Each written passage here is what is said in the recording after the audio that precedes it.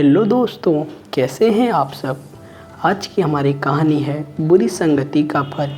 एक बार एक गांव में एक किसान रहता था। वो हर दिन खेत में काम करने के लिए सुबह जल्दी निकल जाता था। खेत में बहुत मेहनत करता था और शाम को घर लौटता था। वह दुखी रहता था क्योंकि उसका इकलौता बेटा बुरी संगति में रहता था। वो अपने पिता का कहना भी नहीं मानता था और अभी अपने माता पिता की इज्जत भी नहीं करता था।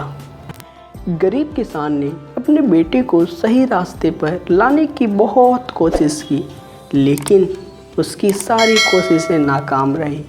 उसने अपने बेटे को उसके बुरे दोस्तों से दूर रहने की सलाह दी, पर बेटे ने कभी अपने पिता की बात नहीं मानी। अंत में वो किसान एक योजना बनाई। एक दिन जब उसका बेटा घर पर नहीं था, उसने अपने बगीचे से कुछ ताज़े आम उठाए।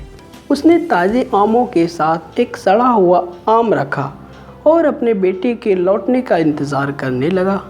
जब बेटा घर लौटा तो उसके पिता ने कहा, यहाँ एक आम की टोकरी है, कृपया इन्हें रसोई में एक कोने में रख दो। ये वही टोकरी थी जिसमें किसान ने ताज़े आम के साथ एक सड़ा हुआ आम रखा था।